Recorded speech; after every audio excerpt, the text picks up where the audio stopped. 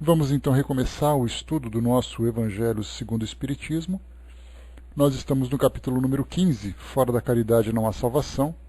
Vamos entrar no terceiro item, a caridade segundo São Paulo. Nós vamos lá também para aquele subitem número 6. E nós vamos falar um pouquinho sobre uma daquelas belíssimas cartas de Paulo direcionadas às comunidades cristãs que se formavam naquela região, do leste europeu, naquela região do Oriente Médio. Então, orientações importantes para fortalecer naquela comunidade os ensinamentos de Jesus.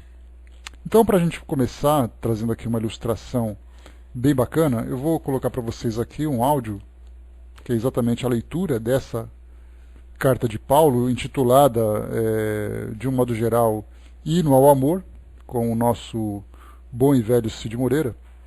E a gente então prestando atenção, porque na verdade é uma versão dessa carta onde ele usa palavras mais fáceis, de mais fácil entendimento, palavras mais atuais, e isso vai nos ajudar bastante na compreensão do significado daquela mensagem. Então, um instantinho só, vou colocar o áudio para nós aqui de 4 minutos, e voltamos então em seguida. Só um instante que eu vou mudar a configuração aqui.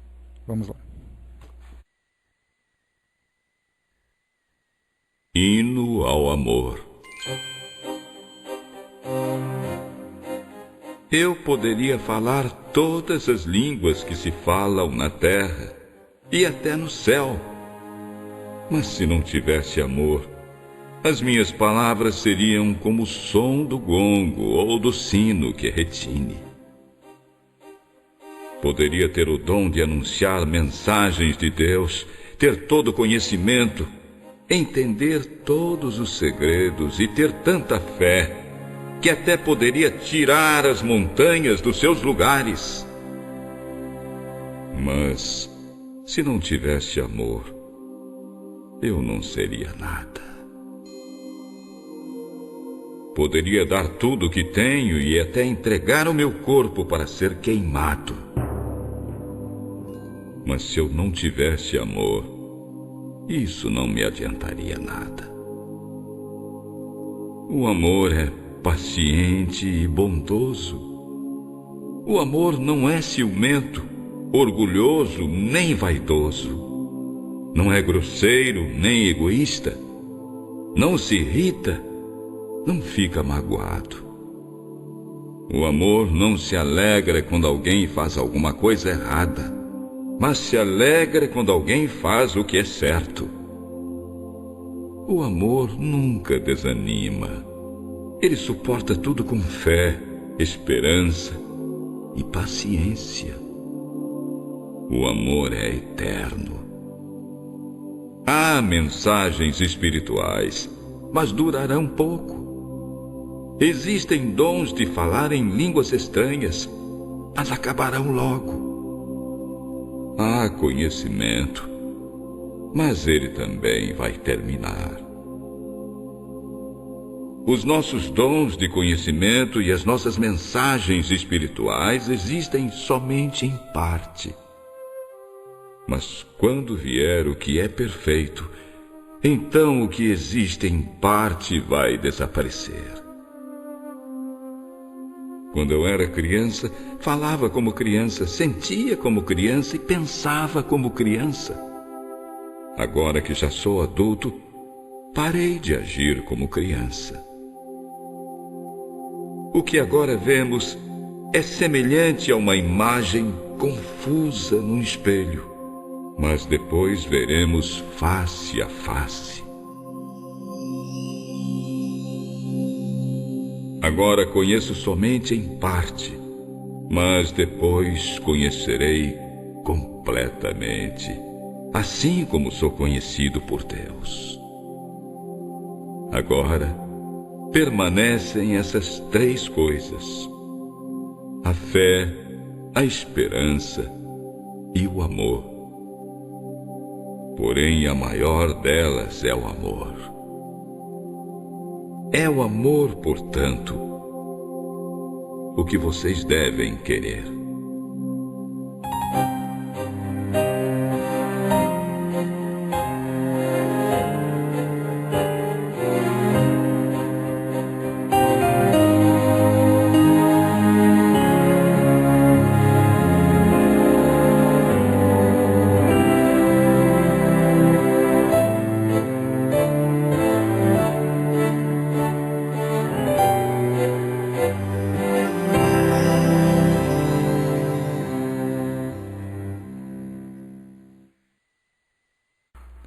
Voltando então aqui para o nosso áudio. Bom, vimos aqui então a mensagem lida por Cid Moreira, né, nessa versão a respeito dessa carta de Paulo. Ela foi enviada à comunidade dos coríntios, né, em Corinto, lá na Grécia, e ela se encontra aqui no capítulo 13, na primeira carta aos Coríntios, no capítulo 13. Né? Então ela é uma das mensagens bíblicas, talvez das mais popularizadas, já se tornando poemas, já se tornando música, né? A Legião Urbana, na música Monte Castelo, tem ali uma mescla dessa mensagem de Paulo e também de uma a maior parte, né, de um dos poemas de Luís Vaz de Camões, intitulado O Amor é Fogo que Arde Sem Se Ver. E ele fala também desse sentimento do amor. Aqui apenas a título de didática, aqui no nosso Evangelho segundo o Espiritismo, Kardec apresenta para nós uma versão desse texto bíblico que, em vez de utilizar a palavra amor, ele utiliza caridade. Então entendamos, né, que o amor, como foi dito por Paulo de Tarso, ele diz respeito a esse sentimento de fraternidade universal. Ele não fala do amor como sendo uma paixão dessas que nós alimentamos uns pelos outros, tratando de afetividade. Então ele fala do amor nesse sentido mais amplo. Por isso, então, alguns dos tradutores que traduziram a Bíblia para o português optaram, então, em tratar do amor como sendo caridade, que é exatamente esse sentimento de fraternidade universal. Então é dessa forma que nós devemos entender. Então essa mensagem ela não é uma carta de amor de um indivíduo direcionado a outra pessoa, mas na verdade fala do sentimento mais intenso que a humanidade pode dedicar uns aos outros, né? Tá, pessoal, só um instantinho, por gentileza, rapidinho. Então, dessa forma que nós temos que entender esse sentimento. Aliás, estudarmos a doutrina espírita, não apenas a doutrina espírita, mas estudarmos a doutrina cristã e vermos que esse é um sentimento muito falado, principalmente nas ações de Jesus, do amor ao próximo, do amor a Deus, né? Há necessidade de nós fazermos uma reformulação em muitos dos nossos conceitos, né? Como já vimos, né? Falar sobre caridade, falar sobre felicidade, falar sobre o amor. Então, há necessidade de modificarmos completamente a nossa forma de entender. Isso porque nós temos uma limitação muito grande ainda, devido à nossa condição espiritual, primeiro, no nosso nível evolutivo, por sermos ainda seres muito vinculados às sensações, às impressões da matéria, nós valorizamos muito aquilo que para nós traz satisfação. Então amamos os nossos objetos, amamos as nossas conquistas, amamos aquelas pessoas que nos proporcionam esse tipo de satisfação. Então é muito natural que nós restringamos esse nosso sentimento, que é o mais valioso de todos, para aquilo que para nós desperta o nosso interesse, né? Então, quando nós falamos de Jesus, naturalmente nós fazemos uma comparação daquilo que nós somos e daquilo que ele também é. Então nós vemos que mesmo que não seja um amor vinculado à afetividade, um sentimento vinculado à afetividade, é um amor que é um sentimento que diz respeito aos nossos interesses. Então, por exemplo, nós podemos pensar, dentro do país que nós vivemos, nós amamos muito mais os nossos conterrâneos do que aqueles que nascem em outro país. Temos então aquele sentimento de comunidade. Dentro da nossa religião, é muito mais fácil nós dizermos que nós espíritas nos amamos muito mais do que amamos pessoas de outras religiões. Amamos aqueles que pensam como nós muito mais do que amamos outras pessoas. Então a gente vai restringindo cada vez mais a capacidade de expansão desse sentimento, exatamente por causa dessa necessidade que nós temos de formar aquele nosso grupo para nos proporcionar segurança da nossa existência. Então eu sempre vou valorizar muito mais aqueles que me oferecem algum tipo de segurança. Segurança material, segurança afetiva, segurança patriótica. A gente pode ficar inventando ou estendendo a nossa visão para as mais variadas áreas. Mas a gente sempre vai dar mais preferência para aquele grupo que faz parte do nosso modo de viver. Então, quando nós falamos em Jesus, quando ele falava sobre amar ao próximo, esse próximo é sempre aquele que nós elegemos para estar mais próximo, e não aquele próximo que aparece do nada, cruzando o nosso caminho. Então a gente acaba também imaginando que Jesus teve essa preferência para aqueles que estavam próximos a ele, para aqueles que ouviam aquele que ele falava, e não para aqueles que eram seus inimigos. Imaginar que Jesus, por exemplo, amou aqueles que o condenaram, aqueles que o prenderam, aqueles que o torturaram, né, com aquele sacrifício todo que ele teve que demonstrar em favor da humanidade. Então, na verdade, era um sentimento que nós ainda não conseguimos imaginar. Nós lemos que Jesus foi capaz de amar a todos, mas de que forma que nós podemos imaginar isso possível a partir da nossa visão? Então é muito limitado. Então é importante nós pensarmos que, embora nós não tenhamos condições de entender o real significado daquele sentimento, é importante que nós reconheçamos que nós estamos limitados no seu entendimento. Ou seja, saber que eu não sou capaz de ir tão além já me coloca numa condição de aprendiz para querer melhorar cada vez mais para alcançar esse entendimento. Agora, para muitos de nós é assim: eu amo do jeito que eu amo e para mim isso já é o suficiente. Aí, então nós nos fechamos no nosso pequeno universo, no nosso limitado modo de entender, e não somos capazes de sair dessa condição. Então, reconhecer que nós não sabemos, reconhecer que nós não compreendemos, já é para nós um estímulo a esse novo aprendizado. Bom dia, pessoal que chegou. A Angelina lembrou, né? Padre Fábio de Mello canta uma música muito bonita que o título é Amar Alguém, né? Então tá aí a recomendação para quem quiser depois ouvir lá pelo YouTube, né? Bom dia, Rô. Bom dia, Gilda. Então vamos lá. Então, como vimos aqui, essa talvez, né, essa é uma suposição que nós fazemos, já que não tem nenhuma informação clara sobre isso, mas utilizar a palavra caridade substituindo a palavra amor tem exatamente esse sentido: tirar do âmbito do afeto e falar no âmbito da fraternidade universal. Então é nesse sentido que nós vamos entender essa carta de Paulo. E naturalmente nós vamos ler aqui a versão apresentada por Kardec aqui no Evangelho segundo o Espiritismo, mas poderíamos fazer uma comparação com outras Bíblias, né, com outros novos testamentos, com outros Novo Testamento, para que nós fizéssemos uma comparação de uma versão para outra, mas, claro, entendendo o sentido verdadeiro de cada uma delas, que acaba sendo a mesma, né? Não existe, podemos ter diferença nas palavras, mas não teremos diferença na essência dessa mensagem.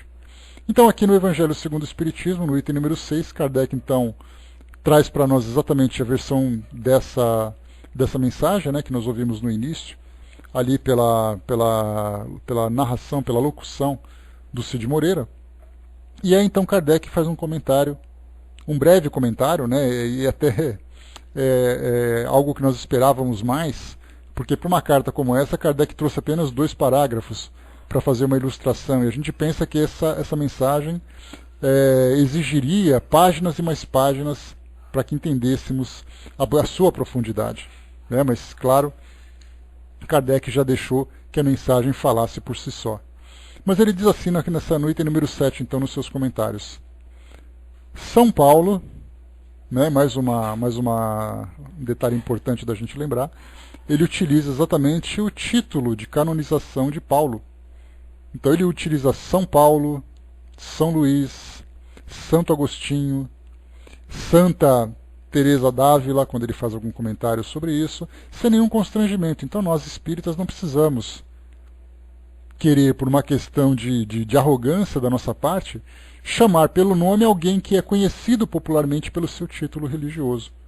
Então eu posso dizer Santo Agostinho sem nenhum constrangimento, porque nós já vimos em palestras, em artigos, chamarem de Paulo, chamarem de Agostinho, por uma repugnância ao título religioso que eles tiveram quando estiveram encarnados. Até mesmo São Luís, a mesma coisa.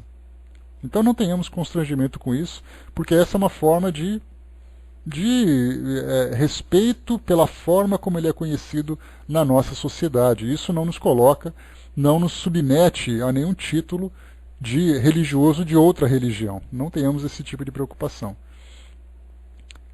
Então temos aqui, São Paulo compreendeu tão profundamente esta verdade que diz: se eu falar a língua dos anjos, se tiver o dom da profecia e penetrar todos os mistérios, se tiver toda a fé possível a ponto de transportar montanhas, mas não tiver caridade, nada sou.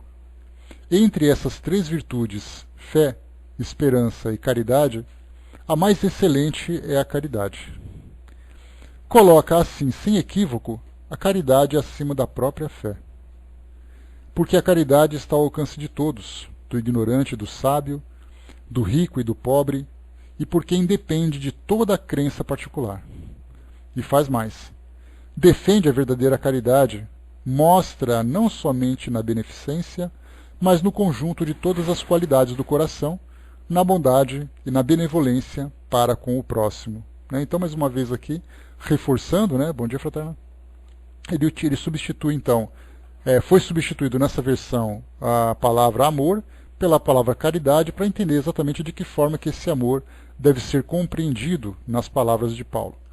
Nós vamos então aqui fazer a leitura de cada uma dessas passagens importantes dessa carta, para entendermos os vários aspectos que Paulo então aborda esse sentimento. Então ele começa dizendo assim: se eu falar as línguas dos homens e dos anjos e não tiver caridade, sou como o metal que soa ou como o sino que tine. Até aqui a gente fala sobre os nossos discursos, as nossas palavras, o modo como nós demonstramos o nosso conhecimento, que é exatamente aquele objeto que faz muito barulho, mas que sem amor não significa absolutamente nada. Então isso já faz para nós uma reformulação da nossa conduta diante do conhecimento que nós possuímos. Pegarmos, por exemplo, falarmos sobre a própria doutrina de Jesus, falarmos sobre Deus, falarmos sobre a nossa fé, falarmos sobre a nossa crença. Então nós falamos, utilizamos discursos, muitas vezes utilizamos microfones, utilizamos púlpitos, utilizamos textos, espaços virtuais, espaços físicos, para falarmos aquilo que nós pensamos a respeito desse universo espiritual que é tão grandioso que nós gradualmente estamos aprendendo a compreender. Mas se nós falarmos apenas sem que essas palavras, escritas ou faladas, estejam imantadas desse sentimento verdadeiro, isso não significa absolutamente nada. E isso para nós é um grande desafio. Porque basta a gente lembrar que dentro da própria doutrina, e isso é fácil da gente perceber, porque nós temos esses três pilares que sustentam a doutrina, que é a ciência, que é a filosofia e que é a religião, o aspecto espiritual, a fé raciocinada. Então, muitas vezes, nós nos apegamos muito mais a um desses pilares do que ao outro. De um modo geral, nós nos apegamos muito mais à ciência, porque estudar a doutrina espírita no seu aspecto científico é algo instigante, nos leva à investigação, nos leva à pesquisa, nos traz impressões. Então nós adoramos a doutrina espírita, mas adoramos investigar, adoramos aprender aquilo que ela tem a oferecer. No seu sentido filosófico, nós temos ali a doutrina espírita, na sua prática e nas suas consequências. Então nós vamos analisando de que forma vivenciar essa filosofia e analisar os seus resultados, fazer ali os nossos ajustes e tudo mais. Então para muitos essa é uma preferência. Nós gostamos de falar sobre, conversar sobre a doutrina espírita, até mesmo vivê-la. Temos também a parte da fé, a parte espiritual, onde nós adoramos pensar no mundo espiritual, ver o nosso futuro no mundo espiritual, aquilo que os espíritos podem nos trazer, o nosso destino, a nossa origem, a própria essência de Deus. Então nós gostamos de falar sobre cada um desses. Então nós percebemos que muitas vezes nós apresentamos uma tendência maior a seguirmos muito mais um desses pilares do que os demais. Mas não importa qual deles nós sigamos, ou quais deles nós sigamos, porque muitas vezes nós gostamos dos três, embora tenhamos uma pequena tendência para um ou outro desses aspectos, sem amor isso não significa absolutamente nada. Então, por isso, a importância de nós entendermos que ter a doutrina como uma referência existencial para nós, né? Olha que expressão forte, referência existencial, ou seja, vou utilizar aquilo que ela demonstra para mim como uma filosofia de vida, como uma forma que eu vivo. Tudo que eu fizer será baseado naqueles ensinamentos. E aí, então, muitas vezes nós pensamos que isso, para mim, fora da doutrina, não há salvação. Porque a ideia de todos nós vivermos uma religião é exatamente isso. Nós queremos projetar o nosso futuro para sairmos dessa condição de sofrimento que o mundo físico hoje nos proporciona. Então nós abraçamos uma filosofia para alcançarmos um objetivo maior. E isso, de certa forma, por mais legítimo que possa parecer para nós, ele acaba sendo um sentimento egoísta. Porque eu procuro me salvar e cada um também tem a sua necessidade individual da própria salvação. Mas aí nós vemos que, na verdade, o que a doutrina fala é que esse amor, que não pode ser vivido isoladamente, mas na verdade ele é um sentimento fraternal, só vai fazer com que toda essa crença que eu abraço, todo esse conhecimento que eu tenho, toda essa forma de viver que eu optei, só tenha sentido se eu puder compartilhar isso com aqueles que estão próximos. Então só é salvo, na verdade, aquele que consegue salvar. Só se salva aquele que salva. E não é aquele que se salva isoladamente. Porque o isolacionismo, o individualismo, ele é um sentimento absolutamente contrário à fraternidade desse amor universal. Então nós temos que começar a pensar, bom, tudo que eu faço é pensando naquilo que eu posso ganhar no meu próprio benefício. De um modo geral, falar assim é uma forma muito dura. E nós vamos dizer assim, mas eu não sou desse jeito. Isso é muito bom, porque nós já percebemos que de um modo mais grosseiro nós já conseguimos nos livrar desse individualismo. Mas o nosso comportamento ainda continua tendo ainda um pouco daquela, um pouco não, de uma forma até significativa, né, um peso grande, daquele egoísmo, de pensarmos primeiro naquilo que nós podemos obter, de benefício, para depois desfrutar daquela felicidade eterna. E esse pensamento ele diz respeito a mim, diz respeito à minha família, diz respeito ao meu modo de viver, diz respeito ao meu mundo. Então percebemos que é o meu. E se esse meu acaba sofrendo devido ao interesse do outro, aí a coisa já complica. Então, claro que nós não demonstramos aquela agressividade toda que o egoísmo demonstra, né, nos corações mais endurecidos, mas na sutileza das nossas ações o egoísmo ainda está muito presente. Então nós que abraçamos essa filosofia, nós temos como um compromisso pessoal de vivermos esse sentimento da forma mais ampla possível, exteriorizando exatamente esse sentimento de amor, esse sentimento de caridade e de fraternidade que nós estamos estudando agora.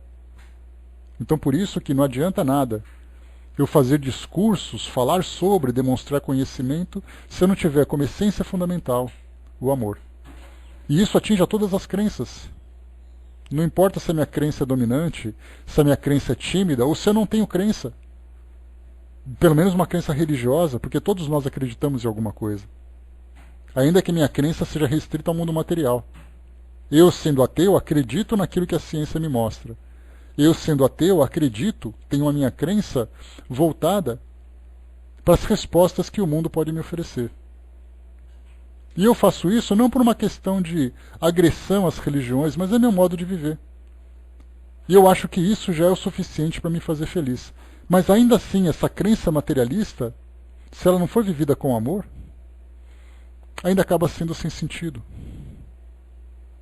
Por isso, então, nós temos que pensar sempre que não importa no que nós acreditemos, não importa no conhecimento que nós demonstremos, se isso não tiver o amor como sendo o sentimento fundamental, ele de nada adianta. Bom dia, Fletcher. Perguntou aqui, Fletcher, né, o que é realmente o amor? Sexo, sacrifício? Nós comentamos sobre isso uns 10 minutos, Fletcher, sobre esse sentimento. Né, entendendo o amor como sendo um sentimento de fraternidade universal, e não um sentimento de afeto. O afeto pode ter a paixão, pode ter o interesse, pode ter o apego, pode ter o sacrifício, mas na verdade, quando nós falamos do amor como sendo um sentimento universal, ele se expande a todos, com intensidades diferentes, obviamente. O próprio Jesus aí tinha comentado sobre isso, né? Kardec também falou sobre isso aqui no nosso estudo, explicando aquela passagem, né? Dizendo que amar é o vosso inimigo. Como amar o vosso inimigo? Como é que você pode amar alguém que se tornou seu inimigo? Aí é o sentimento fraternal que acaba se colocando como o sentimento de frente, o mais importante de todos. Continuando aqui para nós, a segunda passagem dessa carta. E se eu tiver o dom da profecia, e conhecer todos os mistérios, e quanto se pode saber? A mesma coisa também. Se eu tiver toda a fé, até a ponto de transportar montanhas e não tiver caridade, não sou nada. Então aqui é a mesma coisa. Para nós, espíritas, isso tem um peso muito grande, porque nós lidamos com essas faculdades, com aquilo que é chamado de dom. Nas outras religiões a mesma coisa também, porque esse tipo de sentimento, esse tipo de aprendizado, ele afeta todos aqueles que dentro de alguma escola se eleva em direção ao mundo espiritual. Então aqui nós temos, mais uma vez, essa pequena passagem. Tiver o dom da profecia, conhecer todos os mistérios e tudo quanto se pode saber. Se tiver fé, a ponto de transportar montanhas, e não tiver caridade, eu nada sou. Então aqui nós falamos agora sobre essas faculdades que nos elevam dentro do universo espiritual. Esse sentimento, essa percepção que nos dá um entendimento mais profundo a respeito dessa outra realidade. Ainda que a minha fé seja fervorosa, e nós já até conversamos sobre isso também, quando estudamos sobre a devoção que muitas pessoas demonstram, uma vida contemplativa, motivado, voltado para a demonstração da sua fé, para a demonstração desse amor a Deus. Aí nós pensamos assim, mas esse amor a Deus, essa intensidade desse sentimento que muitos de nós demonstramos, né, ou todos nós demonstramos nas suas mais variadas intensidades. Às vezes nós temos um amor muito intenso, o outro é menos intenso, né? Até comentamos sobre isso recentemente, quando eu comentei com vocês, né, que na época em que eu vivia, a crença metodista, uma crença evangélica, eu sentia aquele vazio dentro daquela pequena comunidade. E aí então outros choravam, outros demonstravam um fervor enorme e eu não conseguia sentir absolutamente nada. E depois eu fui aprendendo a lidar com isso e comecei a viver de um modo diferente, então esse sentimento começou a aflorar.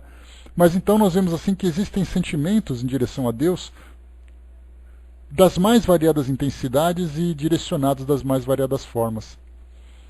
Então, por maior que seja tudo isso, se esse sentimento direcionado a Deus não for um sentimento que possa se expandir para o lugar onde ele vive, com as pessoas que ele vive, no ambiente onde se vive, ele acaba não tendo sentido nenhum.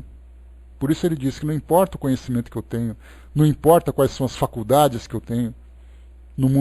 Para nós do universo espírita, nós temos ali a mediunidade, nós temos ali o espetáculo que é o fenômeno mediúnico, temos as grandes estrelas da mediunidade, né, no nosso meio, aqueles que psicografam, aqueles que curam, aqueles que provocam manifestações espetaculares.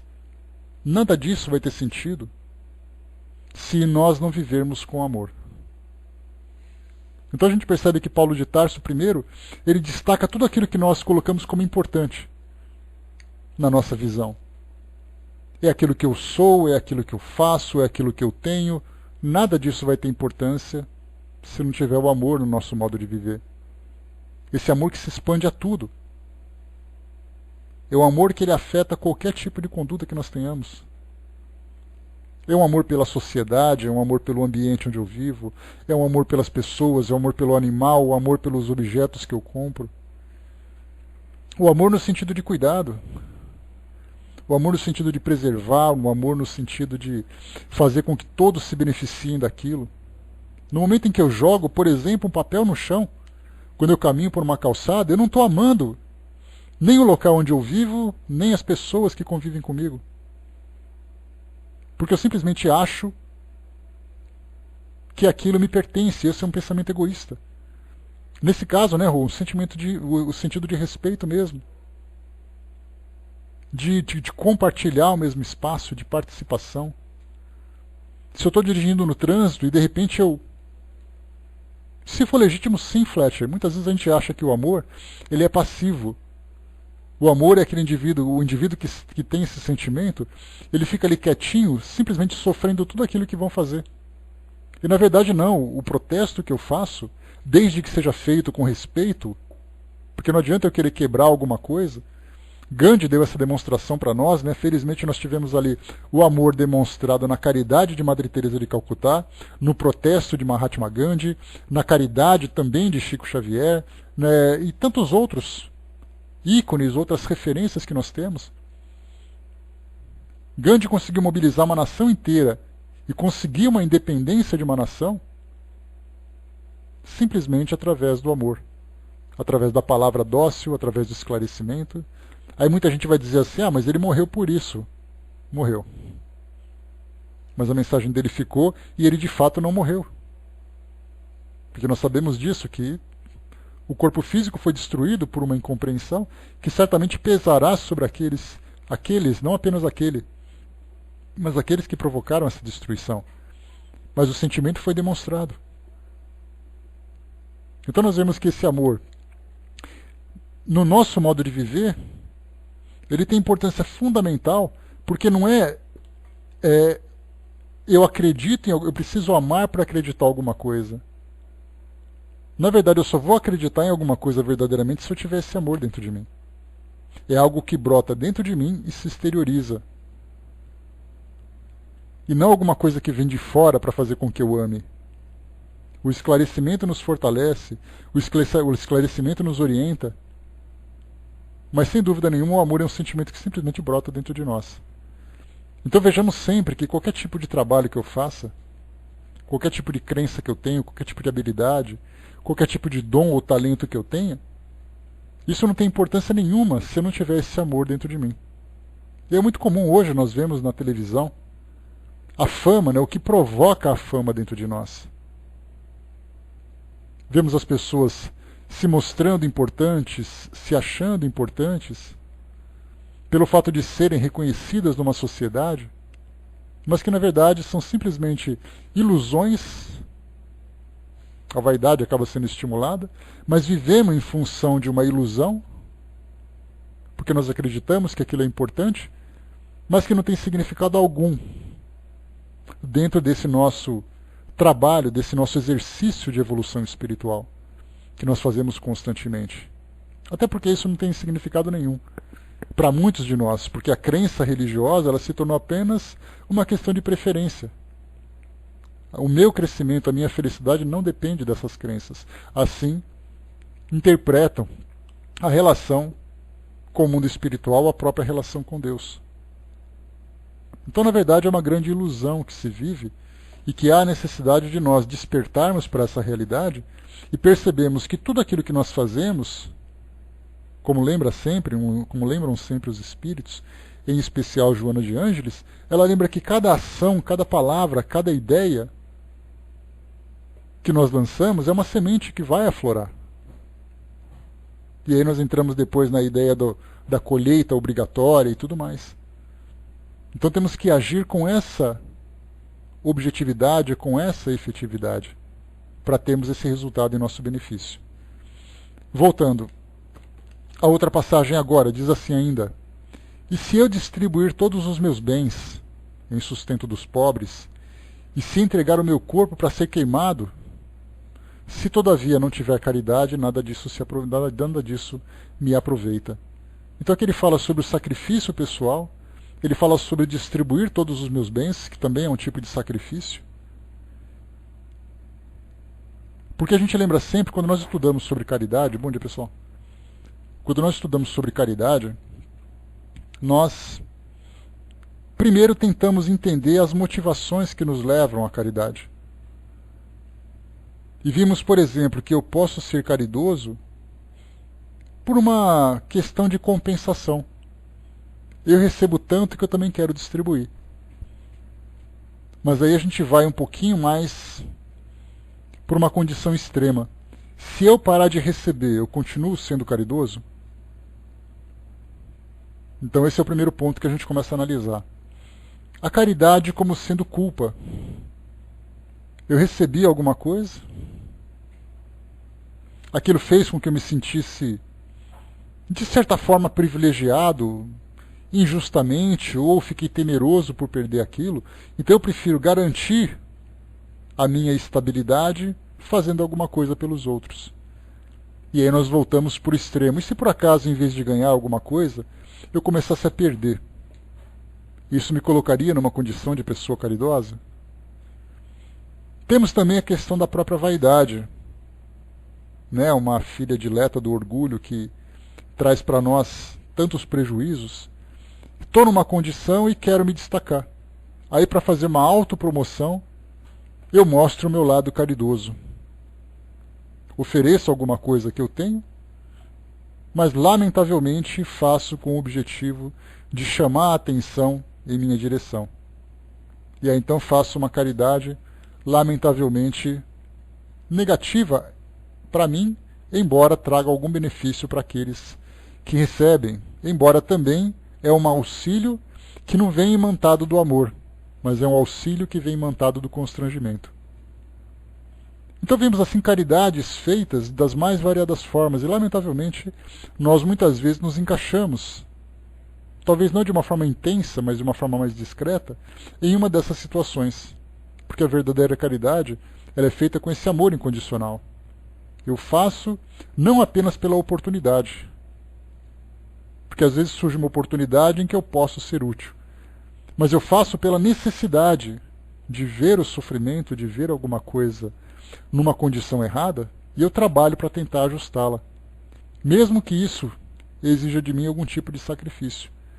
Então essa passagem da carta de Paulo diz exatamente isso. Se eu doar todos os meus bens aos pobres, se eu sacrificar meu próprio corpo, mas se eu não fizer isso com a intenção pura desse amor fraternal, dessa caridade, isso não tem significado nenhum.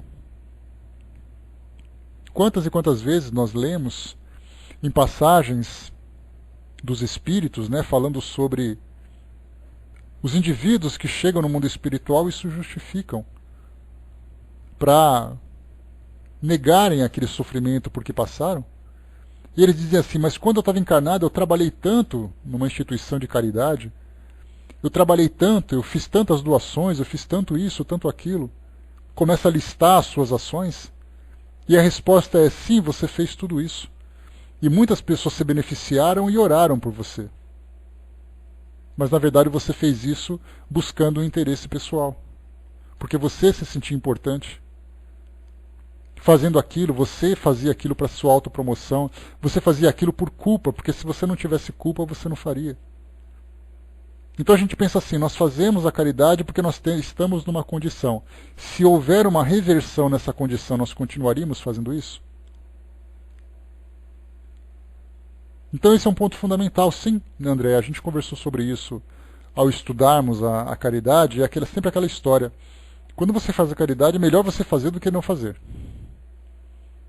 Então, mesmo que você faça de uma forma equivocada, você está beneficiando e está juntando, sem dúvida nenhuma, benefícios em seu favor. Porém, sempre vai vir os descontos. Você fez você trouxe um resultado positivo, mas a sua intenção não foi tão positiva assim. Então nós começamos a fazer aquele peso, aquela contabilidade, né? O que entrou de crédito, o que ficou de débito, e muitas vezes nós temos ou um saldo negativo ou um saldo muito pouco positivo diante daquilo que foi realizado, mas sem dúvida nenhuma já é um grande começo.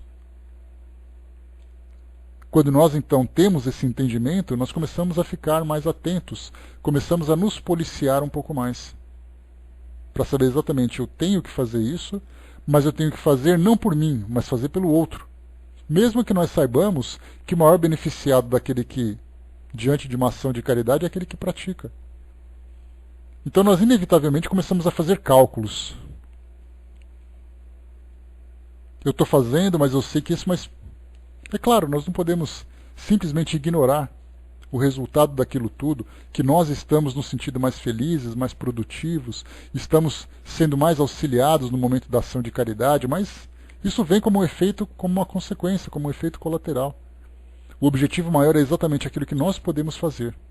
Então, de tudo aquilo que nós fazemos em ação de caridade, se não houver esse sentimento nobre do amor, da fraternidade, ele vai ter pouco significado. E continua aqui para nós. A caridade é paciente, é benigna. A caridade não é invejosa, não obra temerária nem precipitadamente, não se ensoberbece, não é ambiciosa, não busca os próprios interesses, não se irrita, não suspeita mal, não folga com a injustiça, mas folga com a verdade. Então aqui a caridade, a gente também utiliza o entendimento sobre o amor. Então, inicialmente, o amor é paciente e é benigno. Então, quando estamos vivendo numa situação de dificuldade, que exige de nós um comportamento de equilíbrio, exige de nós maior sacrifício, o amor é o sentimento que nos sustenta. Então, a revolta, o desequilíbrio, a agressão, a intempestividade, o desequilíbrio emocional que nós vivemos nas mais variadas situações, é o sentimento que tudo isso traz para nós sentimentos que nos distanciam desse sentimento de amor.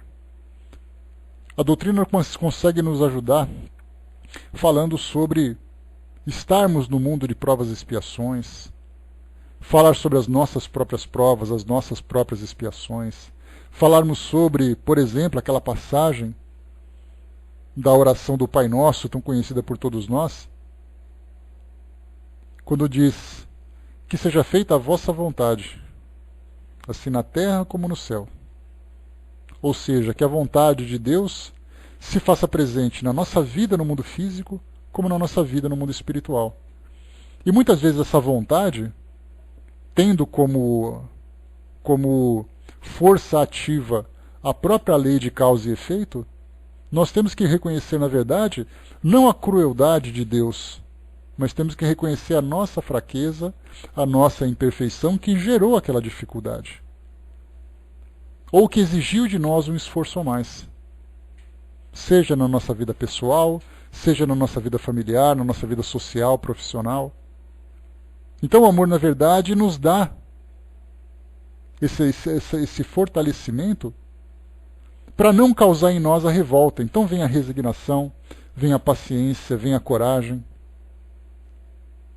Se nós estivermos vivendo, nós sabemos muito bem disso, e a doutrina é bastante clara a esse respeito, quando nós somos submetidos a uma prova, e essa prova gera em nós uma revolta, o seu resultado não foi atingido.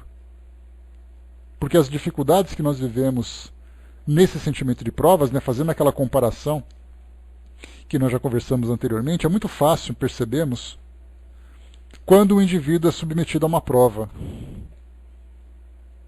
Exatamente porque a prova, como exige dele apenas um esforço, acaba gerando muitas vezes uma revolta, uma insatisfação, uma falha naquele compromisso que ele assumiu. Diante da expiação, quando nós nos deparamos com os erros do passado, de um modo geral, nós compreendemos o efeito da lei de causa e efeito. Isso nos torna mais pacíficos, mais resignados, mais fortalecidos. Por isso, então, nós lembramos sempre que, diante daquilo que nós vivemos hoje, a maior demonstração de amor que nós podemos oferecer, principalmente tendo a fé alimentada em direção a Deus, nos seus desígnios, nas suas determinações, nas nossas necessidades, vem exatamente na nossa resignação, no nosso equilíbrio. Que é, como lembra, aquela passagem do Chico Xavier, o espírita chora também, diante das suas dificuldades, mas ele chora escondido. Depois ele lava o rosto e vai depois fazer caridade. Porque, independente da sua condição, as necessidades do mundo ainda continuam existindo. E não há ninguém, como nós já estudamos, que não seja capaz de prestar uma assistência mínima que seja para aqueles que necessitam. uma assistência material, uma assistência fraterna, uma assistência intelectual, qualquer tipo de ação que tiver. Então as nossas dificuldades não são justificativas para nos impedirmos de vivermos em torno desse sentimento de amor. Então, essa resignação, esse nosso comportamento de equilíbrio, é fundamental para demonstrarmos exatamente o sentimento que existe dentro de nós. Porque dá a impressão, quando nós vemos as atividades dessas grandes referências que viveram no nosso mundo, né, referências de amor, de caridade, a impressão que se dá é que eles não têm nenhuma necessidade. É que eles não sofrem, é que eles não choram, que eles não têm ali os seus conflitos íntimos, que não passam por suas dificuldades. Eles são referências de amor, então amarem daquele jeito está ótimo. E conhecendo, por exemplo, né, para nós, que tivemos na doutrina uma referência muito grande, como foi o Chico Xavier, e conhecendo a sua biografia, conhecendo a sua história, nós vemos ali as dificuldades que ele sofreu desde o início da sua jornada terrena nessa encarnação. Seus conflitos familiares, a incompreensão. Depois, diante dos trabalhos, pessoal, vamos para o texto. Depois dos trabalhos que ele realizou, as incompreensões, as perseguições, as calúnias. Tudo isso acabou sendo mostrado para nós de um modo muito claro que isso não foi um impedimento para fazer o trabalho que ele fez. Então, para nós, isso é uma grande referência. Nós podemos dizer assim, mas nós não somos como eles. Claro, não somos como eles. Mas se nós vemos nisso uma referência, que as nossas ações então sejam direcionadas nessa mesma direção. Então não basta apenas falarmos da nossa religião, falarmos da nossa crença, a nossa própria vivência. E aliás, dentro da doutrina é muito comum a gente ouvir isso, que o espírita é resignado, que o espírita compreende as suas dificuldades, compreende a sua dor. Pelo menos popularmente nós estamos muito bem aceitos nesse sentido. O indivíduo sofre e pergunta, como é que você suporta tanto? É que eu sou espírita. Ah, tá explicado. Mas na intimidade, qual é exatamente a intensidade dessa resignação? Qual é a intensidade dessa compreensão? Será que nós não nos revoltamos? Isso mostra muito claro para nós, por exemplo, nesse contexto atual em que nós vivemos, quando temos ali uma situação política, uma situação social. Todas as vezes que nós demonstramos uma revolta, uma crítica agressiva, tudo isso nada traz de produtivo, mas mostra para nós exatamente qual o sentimento de amor que nós estamos tendo.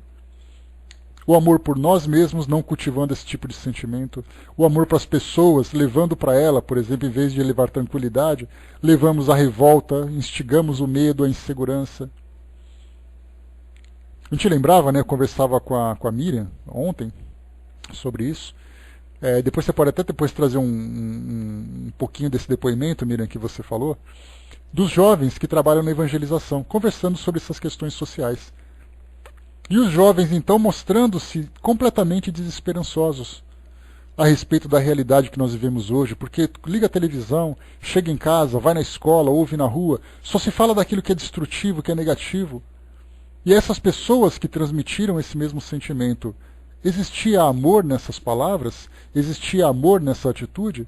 Ou simplesmente uma revolta, uma insatisfação, um descontentamento?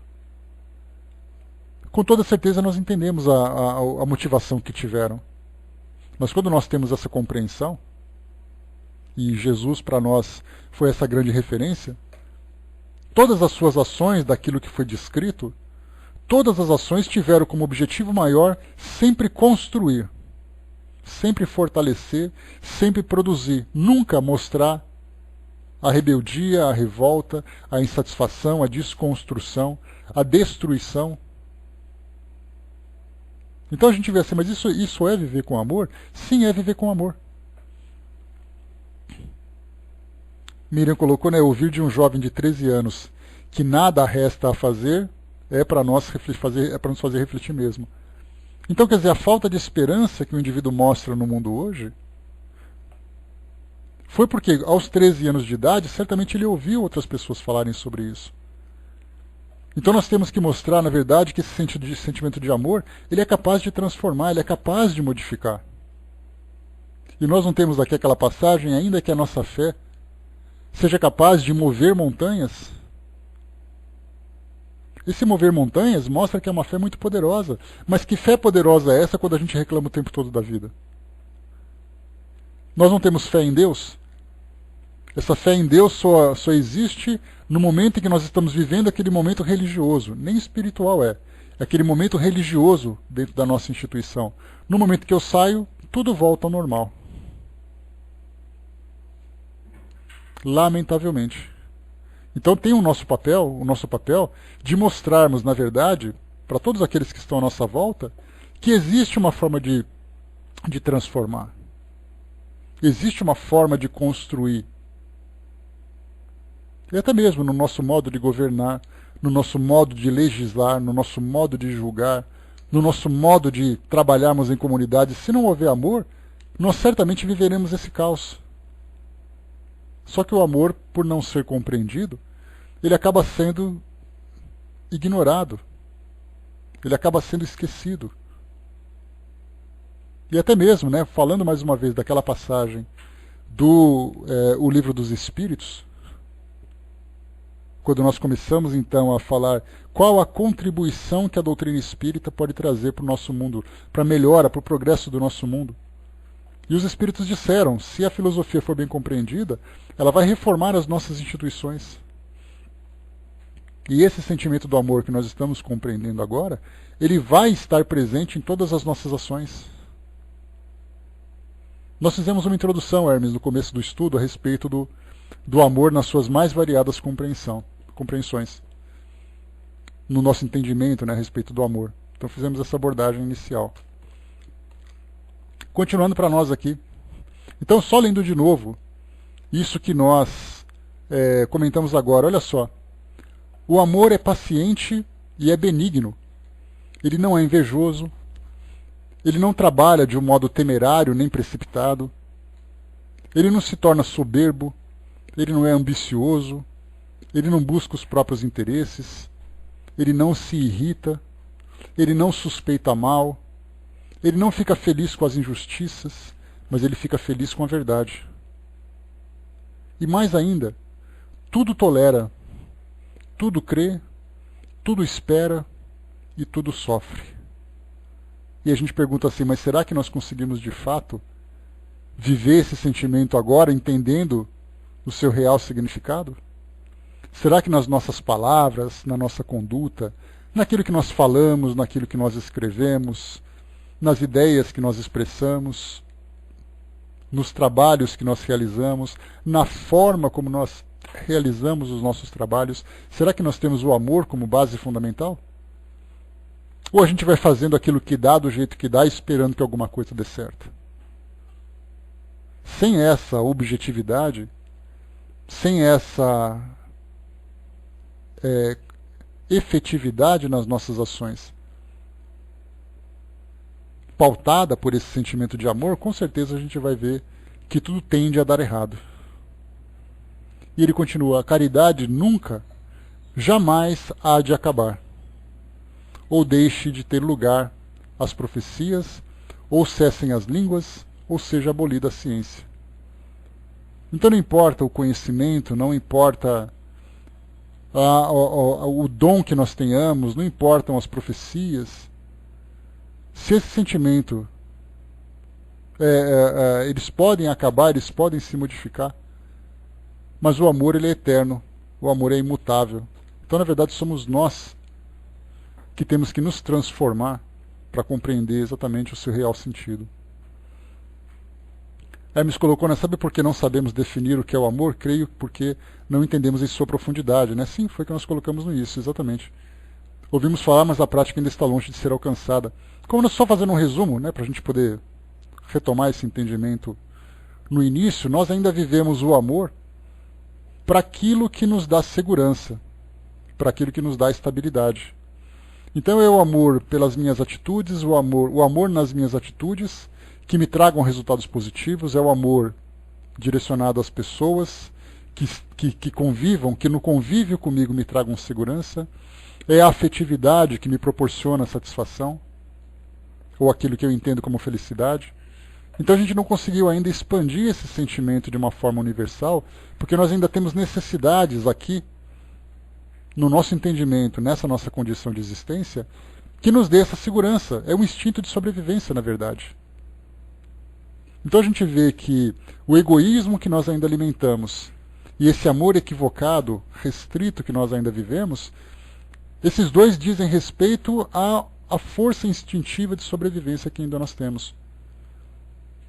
Porque nós queremos sobreviver, inicialmente com nossos instintos mais primitivos, e nós queremos viver da forma mais equilibrada possível aqui no mundo material, diante das dificuldades que nós temos. Isso que não podemos negar isso. É muito difícil você conviver com alguém que você não pode confiar, alguém que tire a sua segurança e estabilidade, alguém que viole o seu modo de viver dentro daquilo que você elegeu como sendo o seu caminho de felicidade. Então, por isso, o amor ele ainda traz para perto de nós apenas aqueles que podem contribuir para esse nosso modo de viver. Aqueles que não podem, então nós excluímos. Por isso, então, o sentimento ele tem que começar a quebrar essas barreiras. Porque não significa que nós vamos permitir que a nossa segurança seja violada. Mas nós vamos também tentar transmitir para o outro a segurança que nós adquirimos. O equilíbrio, o conhecimento, o sentimento que nós adquirimos. E aqui na última passagem. Agora, pois, permanecem a fé, a esperança e a caridade. Essas três virtudes. Ou seja, dentro dessa outra versão que nós lemos, permanecem a fé, a esperança e o amor. Essas três virtudes. Porém, o maior delas é o amor. Então, fé, esperança e amor. A fé nos eleva a Deus, nos eleva ao mundo espiritual. A esperança nos traz aquilo que nós almejamos para alcançar, para vivermos essa felicidade. E o amor é esse sentimento universal que nós estamos aprendendo. Dos três, não importa a fé que eu tenha, não importa aquilo que eu espere, o amor ele é imutável. O amor é definitivo e o amor é o principal dessas três virtudes. Aqui nós temos, só para a gente lembrar, uma passagem daquele poema de Luís de Camões, que nós podemos muitas vezes entendê-lo como sendo um sentimento passional, mas que nós estendendo um pouco mais para esse sentimento universal, nós vemos os resultados que ele nos oferece. Então temos aqui, por exemplo, o poema de Camões então, o amor é fogo que arde sem se ver. O amor é fogo que arde sem se ver. É ferida que dói e não se sente. É um contentamento descontente. É dor que desatina sem doer. É o não querer mais que bem querer. É um andar solitário entre a gente. É nunca contentar-se de contente. É um cuidar que ganha sem se perder. É querer estar preso por vontade. É servir a quem vence, o vencedor. É ter com quem nos ama, quem nos mata, lealdade.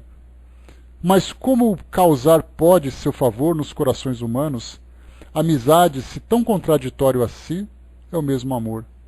Então a gente vê aqui que essa visão de Camões, também ela é muito curiosa, porque ela diz exatamente que o amor, de um modo geral, ele sempre exige de nós mais do que aquilo que nós podemos receber. É sempre aquilo que o sacrifício que nós fazemos, é sempre a dor que nós sentimos. E de fato, num mundo como o nosso, tanto afetivamente como até mesmo universalmente, essa incompreensão ela é muito presente. Porque nós pensamos assim, Jesus disse que a felicidade não é deste mundo. O que viria a ser então essa felicidade? É aquilo que nós vivemos e recebemos de retribuição. O nosso modo de viver nos proporciona essa felicidade. Aquilo que eu faço para o outro é aquilo que eu recebo na mesma intensidade ou muito mais. Então é sempre aquela reciprocidade legítima desse sentimento de amor. Coisa que no nosso mundo hoje, lamentavelmente, já não acontece. Porque você faz alguma coisa por alguém e infelizmente você não recebe retribuição nenhuma. Por exemplo, o sentimento de gratidão. Como nós podemos entender hoje o sentimento de gratidão? Vive como na sociedade que nós temos hoje. O agradecimento, a gratidão, a reciprocidade, a compreensão, a paciência. Nada disso nós recebemos de volta. E isso se torna para nós muito difícil, porque a gente chega uma hora que acaba desistindo. Eu fiz tanto e ninguém fez nada por mim. Então eu prefiro simplesmente ignorar. E aí nós percebemos então que as pessoas vão optando por esse modo de viver. Obrigado, Cindizinho. Nós vamos optando e vemos as pessoas, e muitas vezes nós mesmos também, embora não seja totalmente, eu não mudei completamente meu modo de viver, mas eu me tornei mais seletivo no meu comportamento. Eu faço apenas para aqueles que não me tragam algum prejuízo. Porque nós não conseguimos receber de volta. Por isso, então, aquele que é mais caridoso é aquele que mais sofre a princípio. Aquele que mais ama é aquele que mais sofre. Essa passagem de Camões é muito interessante, quando ele diz assim para nós: é um andar solitário entre a gente.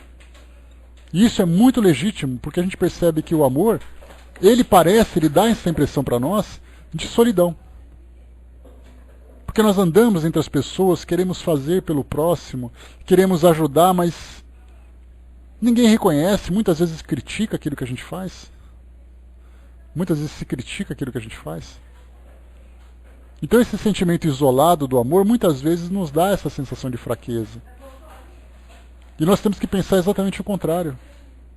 Entendendo que o amor ele vai muito além desse nosso modo de viver, desse mundo que nós vivemos. O amor, na verdade, ele é universal. E nós temos que entrar em sintonia com esse amor universal. Tem uma passagem de um dos estudos realizados por Haroldo Dutra Dias, no estudo do livro A Gênese. Eu já comentei sobre esse estudo com vocês. É um estudo sistematizado do livro Gênesis, lá do Antigo Testamento, à luz da doutrina espírita, naturalmente, que ele faz aqui na internet. Se vocês colocarem Haroldo Dutra Dias e Gênese, vocês vão encontrar esse ciclo de estudos. E conduzido brilhantemente, aquele conhecimento que você fica ouvindo e babando ao mesmo tempo de tão profundo que acaba sendo. E ele tem uma passagem muito interessante, o comentário que ele faz, a respeito sobre a sintonia que nós estabelecemos com o mundo espiritual. E ele fez uma analogia muito curiosa, muito interessante também, a respeito de conexões. Conexões de internet. Então a nossa conexão é aquela conexão, ao vivo passa nesse horário, né, Negrão? Quinta-feira às 8 horas. Mas felizmente ela é gravada e disponibilizada para quem não consegue acompanhar. Mas quem só se inscrever no canal lá do trabalho que ele faz, lá de Uberlândia, que aí consegue acompanhar ao vivo. E muitas vezes até interagindo, mandando mensagens lá para o pessoal. E ele faz uma comparação então com conexões. Imaginando, por exemplo, que o amor é esse sentimento universal, Deus se comunica com suas criaturas não através de fluidos, através de impulsos do pensamento, mas ele se comunica com as criaturas através do amor. O amor que se expande por todo o universo, afetando a matéria, afetando os seres vivos, os irracionais, os conscientes, os inconscientes, os racionais. Então nós, na nossa condição, nós nos conectamos com essa rede Wi-Fi dentro daquela condição mais simples. Aquela conexão mais simples, a mais fraca de todas, é aquele pautal que num dia muito ruim, em que falha, em que a gente cai, em que não ouve. Conforme a gente vai desenvolvendo esse sentimento de amor dentro de nós, essa nossa capacidade de captar esse sentimento universal se torna mais potente. A gente vai começando a estabelecer ali um 3G, uma banda larga um pouquinho mais veloz. E ele fazia uma referência interessante. Jesus, quando esteve encarnado entre nós, ele tinha uma conexão ultra hiperpotente em que ele mantinha uma constância com esse pensamento universal em cada segundo da sua existência. Então a gente imaginava Jesus vivendo esse sentimento na sua mais profunda intensidade e nós naquela conexão de escada muito ruim tentando captar alguma coisa. Então, na verdade, nós percebemos que as energias, ou seja, esse sentimento de amor, ele está presente em qualquer lugar. O problema é que o nosso aparelho não consegue captar essa sintonia, não consegue se sintonizar com ela. E nós só conseguiremos se nós desenvolvermos em nós o sentimento de amor. Porque aí nós teremos uma afinidade entre esse sentimento que permeia todo o universo e o sentimento que começa a brotar dentro de nós. Então, se nós não entendermos que o nosso modo de viver deve ser permeado por esse sentimento para que nós entramos em sintonia com o pensamento divino, com o pensamento de Deus, nós continuaremos nos isolando cada vez mais. Estaremos envolvidos por esse sentimento, mas sem sequer perceber a sua presença. Ele falava também, né, sobre Chico Xavier e Madre Teresa de Calcutá e outros ícones da nossa sociedade. Como era o modo de viver desses espíritos por aquilo que eles apresentavam? Também era constante. Os espíritos falavam, os espíritos mandavam mensagens, mandavam ideias, mandavam vibrações, e elas eram percebidas, porque suas ações eram constantes no exercício desse sentimento, que ele se manifestava não apenas através da caridade, mas através do amor universal. Porque a caridade, como a gente entende hoje, ela é um serviço que você presta para quem precisa. Mas e aquele amor que você presta para as pessoas, para os seus amigos, o amor por aquilo que você possui, o amor para aqueles que prestam alguma coisa para você, algum tipo de assistência? Então, na verdade, é assim. A energia do amor está no ar, como se diz popularmente. Mas nós temos que alcançá-la através da nossa transformação. E temos que estar muito conscientes disso. Porque por mais que nós ignoremos essa necessidade de transformação que nós temos que viver, mais cedo ou mais tarde ela vai acontecer. Seja pelo próprio amor, pela nossa vontade de transformação, seja através da dor por aquele arrastamento que vai nos levar a essa transformação. Então, pessoal, quando nós falamos sobre essa caridade, segundo São Paulo, ele trouxe para nós aqui uma visão, colocando primeiro, como ponto fundamental, tudo aquilo que para nós é do nosso interesse, e mostrando a sua insignificância se não for vivido tudo isso com amor. Dentro da nossa área de vivência, nós temos, por exemplo, que eu faça escolha uma profissão, não importa qual seja. Essa profissão me leva a especializações, me leva a conquistas financeiras, ou não, mas é aquilo que eu tenho para sobreviver. Ela não terá importância nenhuma se essa profissão não for exercida com amor. E é muito interessante que nós vemos hoje na nossa sociedade, por exemplo, manifestações de classes profissionais de greve.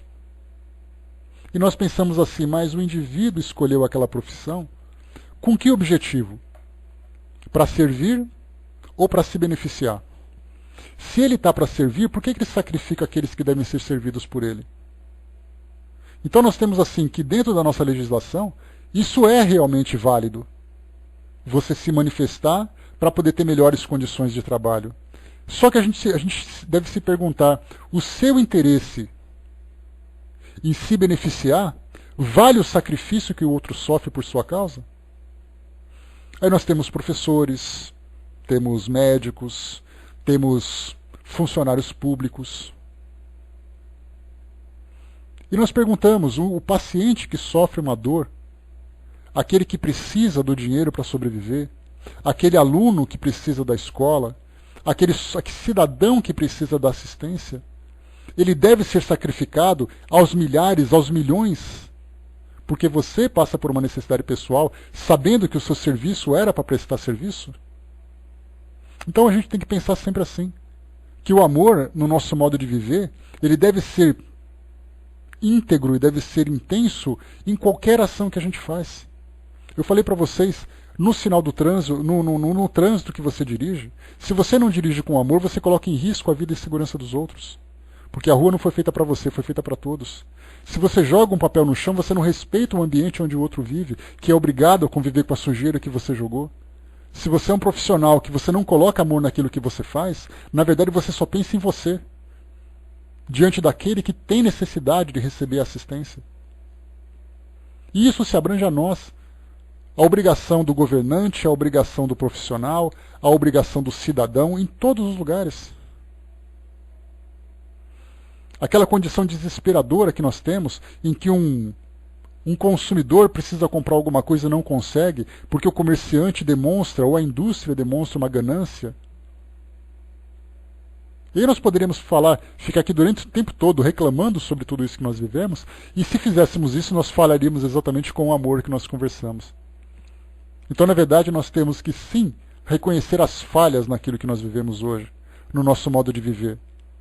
Mas ao reconhecermos isso, nós temos que reverter em atitudes, em ações, em ideias proveitosas e produtivas para modificar isso para melhor. A revolta também não traz para nós benefício nenhum. É uma outra forma que esse amor ele é aplicado. Então nós percebemos que ele se manifesta nas mais variadas situações em que, se por acaso nós fizermos uma análise mais profunda, todas as nossas atitudes infringem esse sentimento, violam esse sentimento. Então temos que começar a refletir sobre os detalhes mais simples naquilo que nós vivemos. Nas ações mais simples, por isso que eu falei para vocês, nas nossas ideias, nas nossas palavras, nas nossas atitudes, nós estamos cercados de situações em que nós vamos violar o sentimento do amor no nosso modo de viver. Como o Fletcher colocou mais acima, mas o protesto é legítimo? Sim, o protesto é legítimo, não pela revolta em si, mas pela necessidade real de transformação. O próprio Jesus, na sua época, ele foi condenado como um subversivo porque ele trabalhava para modificar o modo de viver das pessoas. Ele fez isso. Nós falamos sobre Gandhi, né, na época das suas atitudes, dos seus protestos pela paz. E Jesus fez a mesma coisa, falando sobre o direito das pessoas, falando sobre a igualdade das pessoas. Mas olha a diferença no modo de protesto dessas duas referências que nós temos e nosso modo de protestar. Nós protestamos queimando ônibus, matando pessoas, jogando pedra em vidraças. Isso é amor? Nós desejamos conquistar alguma coisa com isso ou simplesmente desejamos destruir aquilo que não nos satisfaz? Então temos que pensar muito nessa forma de viver que nós adotamos hoje e naquilo que nós desejamos ser. Para nós, os ensinamentos de Jesus, esclarecidos à luz da doutrina, nos mostram uma perspectiva muito diferente dessa que, lamentavelmente, nós estamos olhando agora. É uma transformação positiva que virá com o tempo. É uma transformação que virá através do nosso trabalho. Não será uma conquista gratuita, mas será uma conquista que exigirá de nós um esforço tremendo, principalmente um esforço de transformação pessoal. Lembrando sempre que sim, o mundo vai se transformar, mas essa transformação será resultado daqueles que habitam esse mundo. Nós nos transformamos, nós trabalhamos e, como consequência, haverá uma transformação no mundo hoje. Então comecemos a transformar a nós mesmos. Depois transformemos ali aquele pequeno grupo onde nós estamos. Depois nos preocupemos com a sociedade de um modo geral. E aí nós chegaremos a essa grande transformação. Para finalizarmos, a Miriam colocou aqui, podemos repreender o outro quando há prejuízo para o coletivo, mas tudo depende da nossa verdadeira intenção, como diz o próprio Evangelho. Porque dá a impressão de que viver em amor e viver dentro dos ensinamentos cristãos é aquela ovelhinha passiva, esperando as coisas acontecerem.